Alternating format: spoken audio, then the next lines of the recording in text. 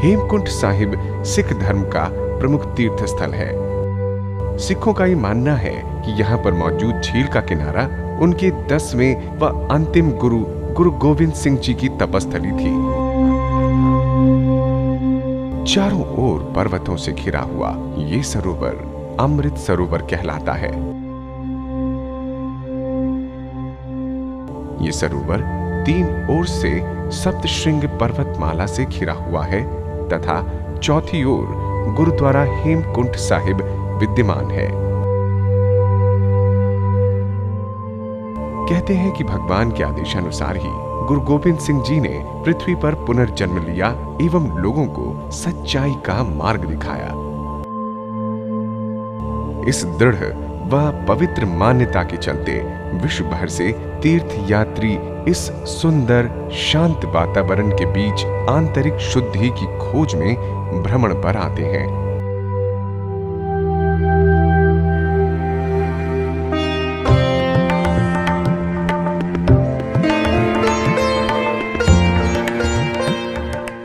फूलों की घाटी व हेमकुंट साहिब पहुंचने के लिए यात्रियों व पर्यटकों का प्रथम पड़ाव होता है Govind Ghat.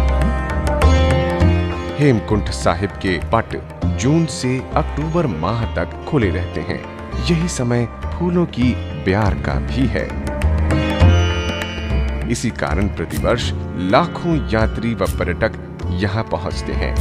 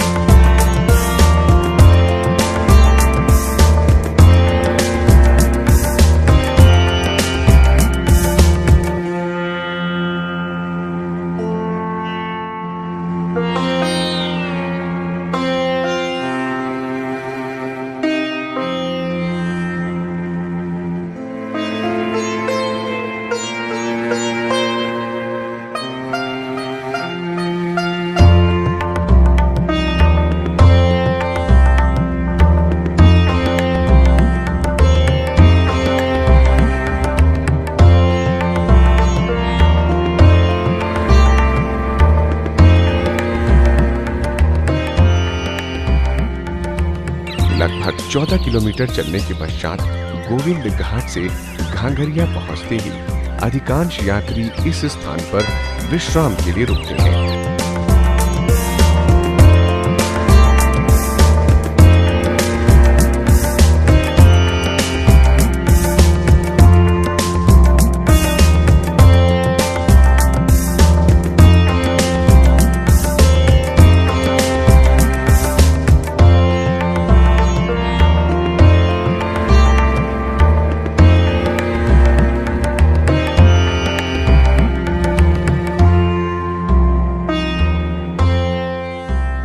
Valley of flower से कुछ किलोमीटर की दूरी पर स्थित इस तीर्थ स्थल के सौंदर्य का वर्णन किया ही नहीं जा सकता। गुरुद्वारे के पीछे की ओर नीलकंठ पर्वत शोभायमान है। कहते हैं गुरु गोविंद सिंह जी ने यहाँ पर अपने पूर्व जन्म में तप किया था। गुरु गोविंद सिंह के मुखार बिंद से निकली अमृत वाणी के अनुसार सप्त श्रृंग तिहि नामु कहावा, पंडुराज जह जोग कमावा, ताहा हम अधिक तपस्या साधी, महाकाल कालिका आराधी। अब मैं अपनी जीवन कथा वर्णन करता हूँ कि किस प्रकार मुझे तपस्या करते हुए धरती पर लाया गया, जहाँ हेमकुंड नाम का पर्वत है और जिसकी 7 चोटियां सुशोभित हो रही हैं।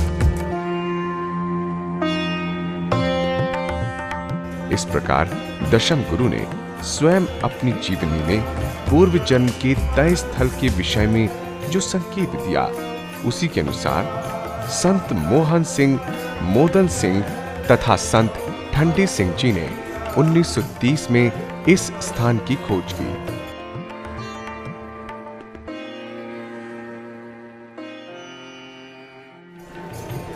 ये पावन स्थान जहाँ पर 10वें पातशाह साहिब श्री गुरु गोविंद सिंह महाराज जी ने बहुत योग तपस्या की, जहाँ का वर्णन सतगुरु पातशाह जी ने आप की है कि ऐसी स्थान पर हमने तपस्या की है जहाँ 7 बर्फ की चोटियाँ जो हैं आसे पासे, उनके भीतर ये पावन सरोवर है। इसी सरोवर पे हज़ारों लोग आज से नहीं, कम से कम 1936 से जब ये गुरुद्वारा बना उसी समय से आ रहे हैं बेअंत लोग।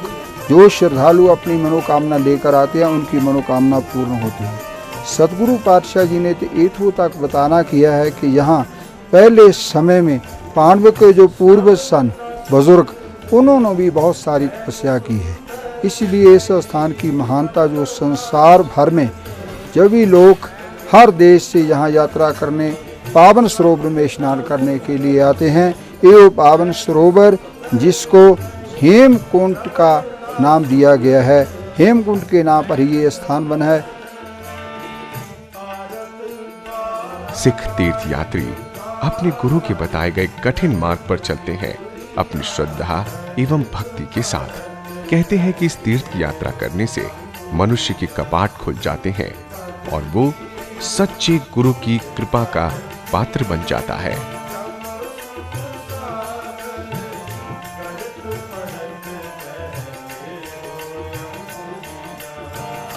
यहाँ गुरुद्वारे में गुरु ग्रंथ साहिब की भी स्थापना की गई है। इस धार्मिक ग्रंथ को सिख धर्मावलंबी गुरु की तरह पूजते हैं। इस स्थान पर संसार भर से लोग आते हैं।